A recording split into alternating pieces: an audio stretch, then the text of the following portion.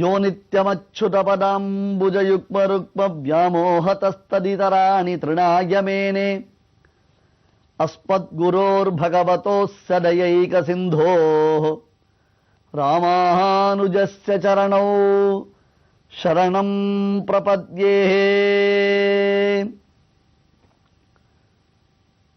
தைவெள்ளிக்கிழமை என்னும் இந்த திருநன்னாள் ஒரு சுபதினம். அதிலும் குறிப்பாக சுவாமி கூரத்தாழ்வானுடையதான திருநக்ஷத்திர மகோத்சவம் இன்றைய தினத்தில் கோலாகலமாக கொண்டாடப்படுகின்றது. ராமானுஜருடைய வாழ்க்கையில் பெரும் பங்கு கூரத்தாழ்வானுக்கு உண்டு என்பதை நாம் பலமுறை அனுபவித்திருக்கிறோம். கூரத்தாழ்வானிடத்தில் ராமானுஜருக்கு எத்தகையதொரு பிரீத்தி, ஒரு பிரியம் என்பதை நாம் எல்லோரும் அனுபவித்திருக்கிறோம். எந்த ராமானுஜருடைய சம்பந்தத்தினாலே நாமெல்லாம் மோட்சத்தை அடைவோம் என்பதாக நாம் நினைத்திருக்கிறோமோ, அந்த ராமானுஜரே கூரத்தாழ்வானுடைய சம்பந்தத்தினால் தனக்கு மோட்சம் நிச்சயம் என்பதாக அந்த கூரத்தாழ்வான் சம்பந்தத்தை தான் பெற்றதை கொண்டாடினார் என்றால், கூரத்தாழ்வான் என்னும் மகனீயர் மகாத்மாவினுடைய வைபவம் வாய்க்கொண்டு பேச முடியுமோ? அந்த கூரத்தாழ்வானுடைய திருநன்னாள், அவதார திருநன்னாள், தை மாதம் ஹஸ்த நட்சத்திரம் இன்றைய தினத்தில். இன்றைய தினத்தில்தான் அனத்தேனம் என்னும் காலம் முடிந்து அத்தேனம் என்னும் காலமானது உண்டாகின்றது. அதாவது திவ்ய பிரபந்தங்கள் ஓதக்கூடாத சமயம் என்று ஒரு காலம் உண்டு. இதற்கும் பகவத் ராமானுஜருடைய சரித்திரத்திற்கும் ஒரு தொடர்பு உண்டு. இன்றைய சுபமான திருநன்னாள் தான் நம்முடைய ராமானுஜ வைபவத்தின் 400வது திருநன்னாள். ஆழ்வானுடைய அனுகிரகம், ஆழ்வானின் ஆச்சாரியரான சுவாமி ராமானுஜருடைய அனுகிரகம், இவை இரண்டும் ஒருங்கே திரண்டு நமக்கு கிடைக்கும் திருநன்னாளாக இன்றைய தினம் தை மாதம் ஹஸ்த நட்சத்திரம் நல்லதொரு வெள்ளிக்கிழமையாக வாய்த்திருக்கிறது. இப்படி ஒரு மாபெரும் நன்னாளை, நமக்கு சிறந்த நாளை அளித்திருக்கக்கூடிய அத்தனை பாகவதோத்தமர்களுக்கும் நாம் சிறந்தாழ்ந்து நம்முடைய பிரணாமங்களை தெரிவித்துக் கொண்டு, பிரணாமம் லக்ஷ்மணமுனிஹி பிரதிகிருண்ணாது மாமகம் பிரசாரயதி யத் சூக்திஹி ஸ்வாதீன பதிகாம் ஸ்ருதிம் என்பதாக சுவாமி ராமானுஜரை பூயோ பூயோ பூயோ பூயோ மீண்டும் மீண்டும் மீண்டும் மீண்டும் வணங்கி அந்த ராமானுஜருடைய கருணைகளை கொண்டாடுகிறோம். இது ஒரு வரலாற்று சிறப்புமிக்க நன்னாளாக எதிர்பாராமல் நமக்கு கிடைத்திருக்கிறது.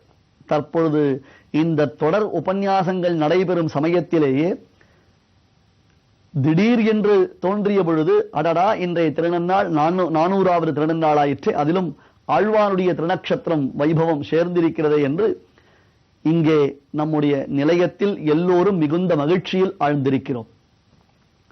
இதை இத்தகைய மாபெரும் வெற்றியை அளித்த அத்தனை பாகவதோத்தமர்களுக்கும் மீண்டும் மீண்டும் பிரணாமங்கள் நாம் சமர்ப்பிக்கிறோம்.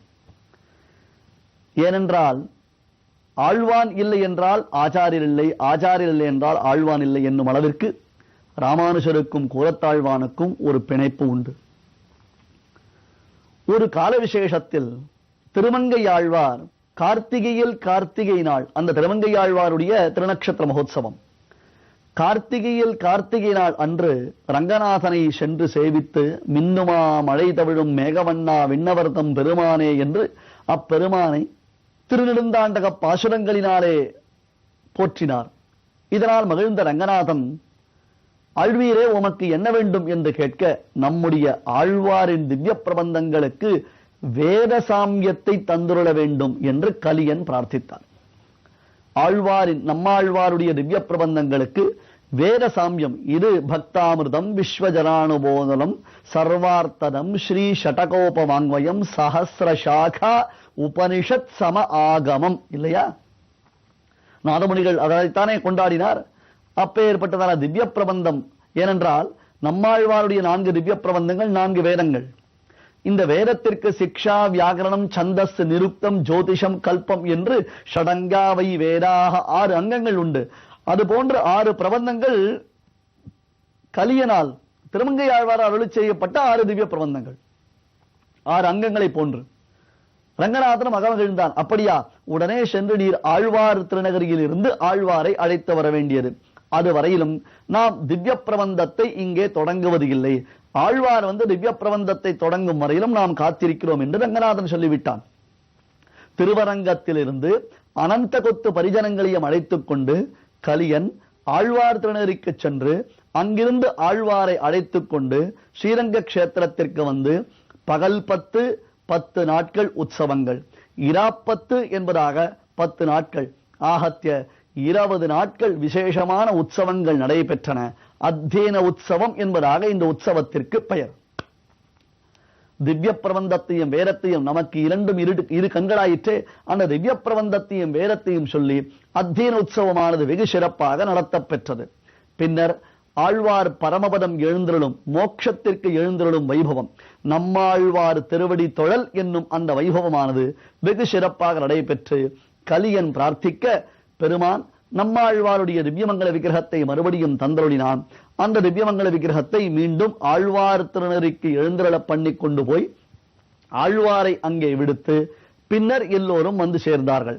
இப்படி முதலில் திருவரங்கத்தில் இருந்து புறப்பட்டு ஆழ்வார் திருநகரிக்கு சென்று அங்கிருந்து புறப்பட்டு திருவரங்கத்திற்கு வந்து பகல் 10 இராப்பத்து என்பதாக அத்தியன உற்சவத்தை பூர்த்தி செய்துவிட்டு மறுபடியும் ஆழ்வாரை கொண்டு அங்கே ஆழ்வார் திருநகரியில் விடுத்து பிறகு எல்லோரும் வரக்கூடிய இந்த சமயம் இருக்கிறதல்லவா, கார்த்திகையில் கார்த்திகை நாள் தொடங்கி அதன் பின்னர் மார்கழி மாதம் முழுவதும் இந்த அத்தியன உற்சவங்கள் எல்லாம் சிறப்பு நடைபெற்று ஆழ்வாரை விடுத்து திரும்பி வரக்கூடிய காலம், அந்த திரும்பி வந்ததான சமயமானது தை மாதம் ஹஸ்த நட்சத்திரமாய் இருப்பதினாலே அன்றைய தினத்தில் எல்லோருடைய திருமாளிகைகளிலும் அத்தியனம் தொடங்கப்படுகிறது. அதாவது இதுவரையிலும் கார்த்திகையில் கார்த்திகை முதற்கொண்டு திருவாராதன காலங்களில் திவ்ய பிரபந்தங்களை சேவிப்பது இல்லை. திவ்ய பிரபந்தங்களை சேவிக்காமல் திவ்ய பிரபந்தங்களுடைய தனியன்களை மட்டும்தான் சேவித்தல் என்பதாக வழக்கம். அதற்குத்தான் அனத்தேனம் என்பதாக பெயர். அப்பொழுது அந்த அனத்தேனம் முடிந்து அத்தியனம் தொடங்கப்படும் சமயம் எது? அதுதான் தை மாதம் ஹஸ்த நட்சத்திரம். இந்த தை மாதத்திற்கு ஒரு தனிச்சிறப்பு, ஹஸ்த நட்சத்திரத்திற்கு ஒரு தனிச்சிறப்பு. தை ஹஸ்தம் ரெண்டும் ஒன்றாக சேர்ந்தது என்றால் அதற்கு சிறப்பு என்ன? அனத்தியனம் முடிந்து அத்தியனம், எல்லோருடைய திருமாளிகைகளிலும் திருப்பல்லாண்டு தொடங்கக்கூடிய காலம். அந்த ஒரு சிறப்பான சமயத்தில்தான் சுவாமி கூரத்தாழ்வானும் அவதாரம் செய்தார். ஆழ்வான் அவதாரம் செய்ததினாலே இந்த திருநன்னாளுக்கு ஏற்றமா, அல்லது ஏற்றமிகு இந்த திருநன்னாளிலே கூரத்தாழ்வான் அவதாரம் செய்தாரா? இது ஒரு பட்டிமன்றம் மாதிரி நாம் நன்கு ரசிக்கலாம். ஏனென்றால் அத்தகைய ஒரு பெருமை. பின்னர் அந்த திருமங்கையாழ்வாருக்கு பிறகு ஏதோ கால விசேஷத்தில் அந்த உற்சவங்கள் நடைபெறாமல் நின்ற பொழுது 4000 திவ்ய பிரபந்தத்தையும் மறுபடியும் நம்மாழ்வார் மூலமாக யோகதசியில் பெற்ற நாதமுனிகள் மீண்டும் அந்த திவ்ய பிரபந்தத்தை அத்தியன உற்சவத்தை நடத்த ஆரம்பித்தார். நாதமுனிகள் மட்டும் இல்லை என்றால் திருவரங்கத்தில் அத்தியன உற்சவம் ஏது? ஏன் திருவரங்கம் மட்டுமா? எல்லா திருக்கோயில்களிலும் இன்றைய தினம் நாம் கோலாகலமாக அத்தியன உற்சவத்தை நடத்துவதற்கு ஸ்ரீமன் நாதமுனிகள் தானே காரணம். அந்த மகாத்மாவை நாம் எப்பொழுதும் நினைந்திருக்க வேண்டும். அது ஆயிற்று. அதன் பிறகு ஆளவந்தாருடைய காலத்திலும் இந்த அத்தியன உற்சவம் தொடர்ந்து நடைபெற ஆரம்பித்தது.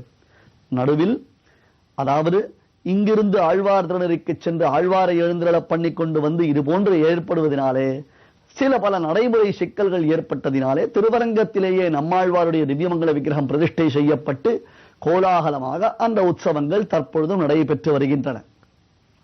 பகவத் ராமானுஜர் காலத்தில் பொலிக பொலிக பொலிக என்று ஸ்ரீவைஷ்ணவத்தினுடைய அபிவிருத்திக்கு கேள்வியே இல்லை. ஏனென்றால் அப்படி ஒரு அபிவிருத்தி கோலாகலமாக கலியும் கெடும் கொண்டு கொண்பின் என்று அந்த கலிபுருஷன் காலே வைக்காத அளவிற்கு சுவாமி ராமானுஜருடைய ஆதிக்கத்தினாலே இங்கே ஸ்ரீவைஷ்ணவத்துவம் நிலை பெற்றிருக்கின்றன.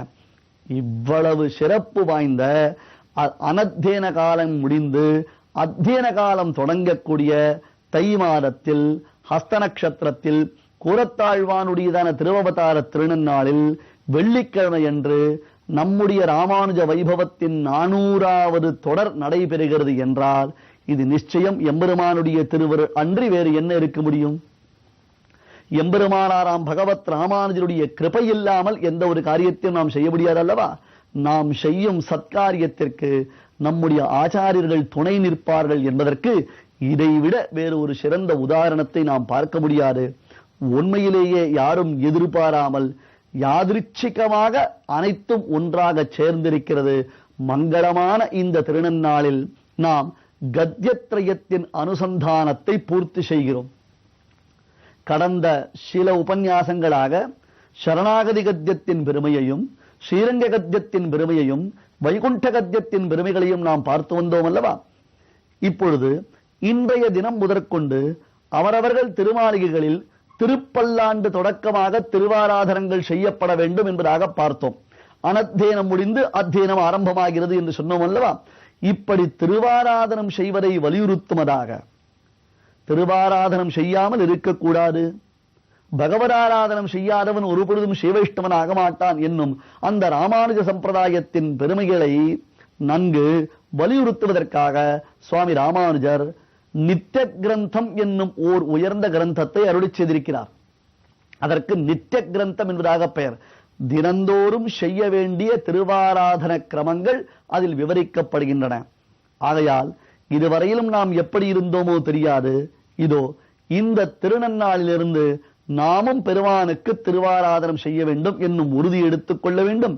இந்த திருவாராதனத்தின் பெருமைகளை விளக்கும் நித்திய கிரந்தத்தின் வைபவத்தை அடுத்த உபன்யாசத்தில் நாம் பார்க்கலாம். அன்பர்களே, ஜனவரி 30